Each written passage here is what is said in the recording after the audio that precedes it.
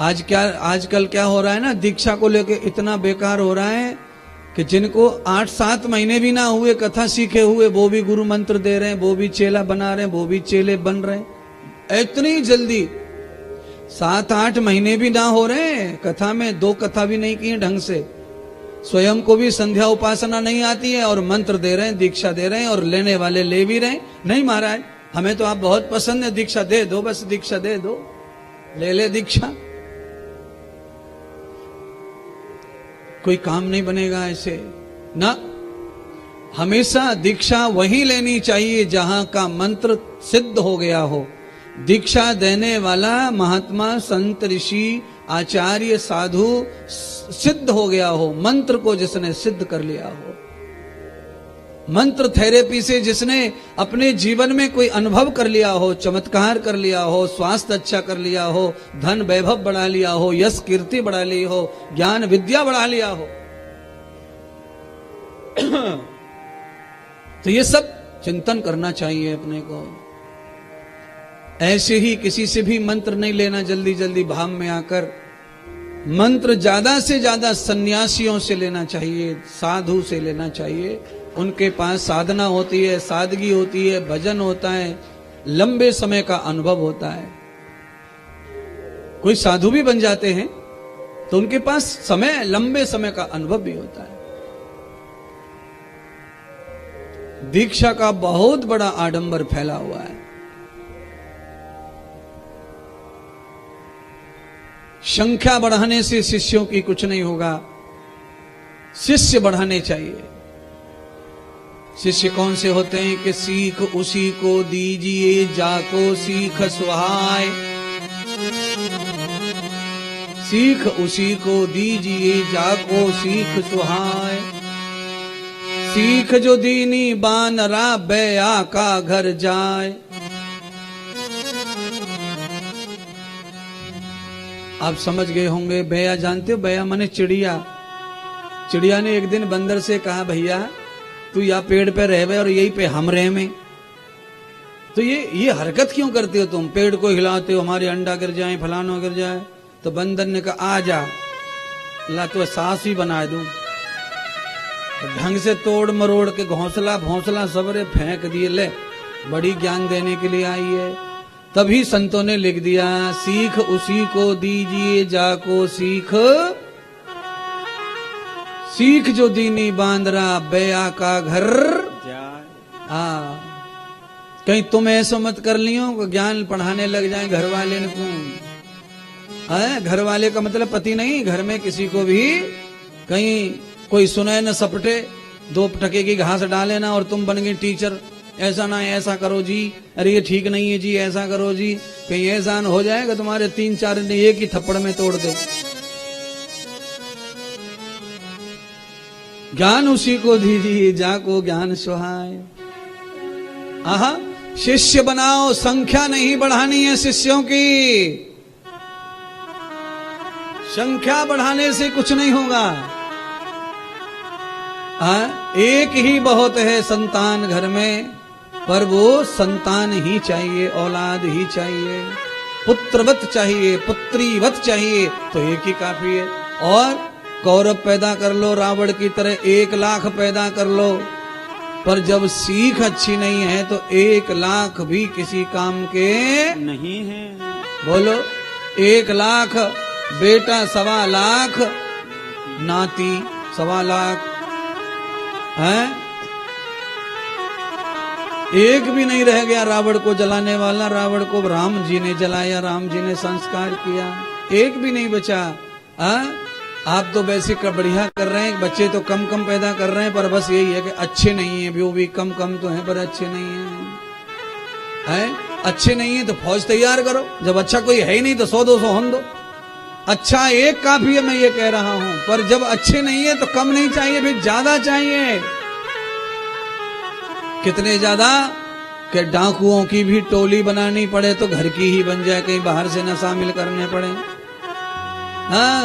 अपना ही सरदार हो, अपने ही सेनापति हो, अपनी सेना हो, अपनी राइफलधारी, बंदूकधारी, चाकू। कैसे कैसे चोर आ चुके हैं भारत में, कभी चड्डी वाले, कभी कोचड़े वाले, कभी धोट वाले, अलग अलग नाम आए, हमने सुनते रहे अपने जीवन में, हम भी प्रचार करते करते बहुत दिनों तक तो कच्छाधारी गैंग का नाम चला, कच्छाधारी कच्छाधारी। फिर अभी अभी 5-4 साल पहले चला चोटी वाले डाकू आ गए, चोटी काटने वाले डाकू घूम रहे, चोटी काटा डाकू घूम रहे। तो भैया ऐसे ऐसे डाकू तो घर की ही फौज हो जाए। जब दुष्टि पैदा करना है तो फिर कितने भी हो जाए, तो कीड़े मकोड़े कोई फर्क नहीं है। पर जब कुछ अच्छा भाव आवे तो फिर कचड़ा नहीं, एक ही काफी है, पर कोई हीरा ही होना चाहिए। एक ही बहुत है। अच्छा, कुछ लोग क्या करते हैं, सब अंगूठी ने भर ले, अंगुलीन में सब डाल रखी है। हमने कहा या में काय को पहनो है, तो कहा महाराज इसमें पंडित जी ने बताया कि या में लोहे को छल्ला पहनो, लोहे को। तो मैंने की तो लोहे को है गो, जाको का फायदा क्या, शनि को प्रकोप रोके लो हो। तो हमने की ठीक है। अब ये तो तामो काय को डाले हो, मैंने की इसके लिए भी कहा है, तामा जो होता है वो ग्रह अच्छा करता है। इधर ये क्या है, तो क्या है, ये सफेद मूंगड़ा है, ये मंगल का है, मंगल का सफेद मूंगी पत्थर है, तो ये सफेद मूंगा, इससे मंगल होता है, मंगल। ठीक है, मैंने की इसमें क्या है, ये काय के लिए पहना है, तो कहा ये गुरु का है। मैंने कि गुरु का सबसे छोटा, बोलो 150 रुपया में सबरी उंगलियां भर रखी हैं छप्पड़ों से ना। सबरी उंगली में अंगूठियां जरूरी नहीं है, एक उंगली में अगर डालनी है तो डाल लो, पर हीरा की होनी चाहिए। हाँ, बस एक ही काफी है। जरूरत पड़े हीरा, जरूरत पड़े एक ही हीरा से घर मकान प्लॉट खरीदा जा सकता है। जरूरत पड़े तो छोटा सा है, जरूरत में बड़ा काम करता है। इसीलिए काला सफेद गोरा सुंदर कैसा भी हो, पर हीरा जैसा बालक एक हो जाए, वो सबको तार ले जाएगा, सबको उधार ले जाएगा, सबको पार ले जाएगा, सबको निहाल ले जाएगा। अच्छा बताइए, आपको कुछ गलत लगे तो बोलते जाना, उसको सुधार देंगे। गलत लगेगा नहीं, क्योंकि बहुत ही रचपच के बताते हैं। अच्छा, अभी कभी नाव में सफर किया है? नाव में किया है। अच्छा, नाव में सफर किया है तो बताओ नाव चलाने वाला कितना है? अच्छा, कभी बस में सफर किया है? किया है। तो ड्राइवर कितने रहते हैं सीट पे? तो एक ड्राइवर इतनों को ले जाता है, रोज छोड़ता है, रोज ले जाता है। इसीलिए एक कुशल औलाद पैदा हो जाएगी तो न जाने कितनों को पार उतार देगी। एक भी नशेड़ी पैदा हो गया तो फिर न जाने कितनों को डुबाएगा महाराज, कितनों को ठोकेगा, कितनों को बर्बाद करेगा। तात्पाये वसुधारसम। सदगुरु भगवान श्री सूत जी ने सौनक जी को कहा, हे ऋषियों, हे राजा जन्मजय, श्री व्यास जी ने कहा ऐसे तुम्हारे वंश की वृद्धि हुई। बाद में धर्मराज अर्जुन और भीम कुंती के पुत्रों के जो पिता बने पांडु, उनके शरीर में विशेष रोग बढ़ गया, ज्यादा रोग बढ़ गया उनके शरीर में। तो वो क्या कर गए, किसी और को शरीर में रोग ना लग जाए छूत का, तो उन्होंने हस्तिनापुर का त्याग कर दिया और वो जंगल में जाकर रहने लगे। और एक दिन जंगल में बैठ करके साधना कर रहे थे, उसी समय वहां से माद्री नाम की जो महिलाएं हैं वो जा रही थी, राजकुमारी माद्री को जा रही थी। माद्री ने देखा कि एक आदमी बड़ा दुखी बैठा है, रोगी है, तो इसका क्या किया जाए। तो माद्री को देखकर कहा, देवी कौन है, और आप जैसी दिव्य सुंदरी मैंने अभी तक नहीं देखी है, और वैसे तो मैं रोगी हूं, आपके लायक नहीं हूं, पर मुझे आप पत्नी के रूप में अच्छी लगती हैं। तो माद्री ने कहा ठीक है, अपने पिता को बताया। तो माद्री जी के पिता ने अपनी बेटी का विवाह उनके साथ कर दिया। अब विवाह तो कर दिया, पर वो बात नहीं बताई श्राप वाली। श्राप वाली कौन सी, कि कभी तुम मां नहीं बनोगी मेरी वजह से, क्योंकि मैं विवाह करके तुम्हें पत्नी बना के तो पसंद कर रहा हूं, पर मैं तुम्हें छू भी नहीं सकता क्योंकि मेरा रोग ही ऐसा है। बन गई, भावना में आ गई और ये सब गड़बड़ हो गया महाराज। तो क्या करें, बड़ी समस्या आ गई। अब तो माद्री जो है यौवन, ये कुंती को पता चल गया कि मेरे पति ने दूसरा विवाह कर लिया है, तो किसी कन्या का जीवन खराब ना हो। तो कुंती भी आ गई जंगल में, और कुंती ने कहा देखो बेटी, देखो बहन, तुम मेरी सौत तो बन गई हो, पर मेरी सौत नहीं हो तुम मेरी अपनी बहन हो। इसीलिए आप चिंता न करो, तुमने ऐसी अवस्था में भी मेरी पति को सहायता करके पत्नी धर्म निभाकर जंगल में सेवा की है, तो मैं तुम्हारा साथ दूंगी। मैं भी तुम्हें मां के रूप में ही दुनिया में प्रस्तुत करूंगी। तब कुंती ने पांडु को कहा कि मेरे पास में वो मंत्र है, अगर आप कहें तो वो मंत्र मैं माद्री को बता दूं और माद्री भी उस मंत्र को जप लेगी तो इसके भी गर्भ में देवता आ जाएंगे। तब पांडु ने माद्री को भी वो मंत्र लेने के लिए कहा। कुंती ने मंत्र दे दिया माद्री को और उस मंत्र के जाप से अश्विनी कुमार आ गए और अश्विनी कुमारों ने अवतार धारण कर लिया माद्री के गर्भ से, नकुल और सहदेव के रूप में। इसीलिए नकुल और सहदेव को अति सुंदर माना गया है धरती पर। उनकी बराबर सुंदर पुरुष कोई नहीं था। क्यों नहीं था? क्योंकि वो कौन थे? अश्विनी कुमार। और कुमार जो होता है उसकी सुंदरता का तो रिकॉर्ड ही होता है। कुमार का मतलब होता है ब्रह्मचारी। ब्रह्मचारी की सुंदरता दुनिया से अलग दिखाई पड़ती है। नकुल और सहदेव भी आ गए। अब कथा को यहाँ थोड़ा जल्दी समेट देंगे, दूसरी कथाएं बहुत हैं। तो उसके बाद एक समय ऐसा हो गया कि माद्री ने और पांडु ने नकुल और सहदेव दोनों को कुंती के हाथ सुपुर्द कर दिया। कौन पालेगा जंगल में? कुंती के हाथ में दोनों बच्चे दे दिए। आज से कुंती इनकी भी मां बन गई। पालनहार जो होता है वो मां होता है। पांचों पुत्रों की मां कुंती इसीलिए कहलाई। और क्या हो गया? पीछे से पांडु महाराज का माद्री को देख करके मन विचलित हुआ और माद्री के साथ में उन्होंने मिलन करने की जिद की। और उन्हें मालूम था कि मैं अगर मिलन करूंगा तो मौत आएगी, श्राप लगा हुआ है। पर शरीर से तंग आ गए थे तो माद्री के शरीर को पीछे से जकड़ लिया और वासना में अंधे हो गए तो माद्री के साथ में संबंध हास्य विलास किया। उसी समय राजा की मृत्यु हो गई पांडु महाराज की। और पांडु के साथ ही माद्री ने भी अपने आप को सती कर दिया। दोनों का यही जीवन समाप्त हो गया। कुंती वस्त्र श्वेत में हो गई और पांचों पुत्रों की मां अकेली कुंती हो गई और अपने जीवन का निर्वाह करने लगी। सभी संत महात्माओं का प्रणाम। बंधन महाराज। जय जय श्री राम।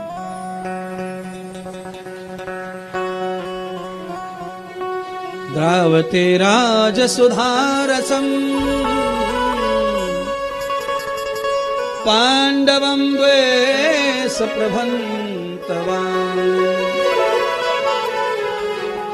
यथा वीरं धर्मश्च यात वायु तथा गत। भैया कुंती के पुत्र कैसे थे? तो कहा कुंती के पुत्र कोई वायु का अवतार, कोई धर्म का अवतार, कोई अश्विनी कुमारों का अवतार, कोई इंद्र का अवतार। तापते धर्म विवंदयः। आपको भी मैं यही कह रहा हूं कि आप भी थोड़ी थोड़ी तपस्या कर लें और सहन कर लें खुद को, तो आपके गर्भ से भी मंत्र के प्रभाव से, गुरु मंत्र के प्रभाव से, नाम जाप के प्रभाव से जो भी आपके पेट में कीड़ा है वो भी देवता के रूप में अवतरित हो सकता है, चेंज हो सकता है, बदलाव आ सकता है। क्यों? यात निर्मते कृतम मात्रा भवन्ति सर्वदाम। ईंट बनाते बनाते सांचे में कोई गड़बड़ी हो जाए ना तो उसे रिपेयर किया जा सकता है। सांचा रिपेयर हो जाता है और सांचा जब रिपेयर हो जाता है तो ईंट में जो बनावट बिगड़ रही थी वो बनावट फिर से सुधर जाती है।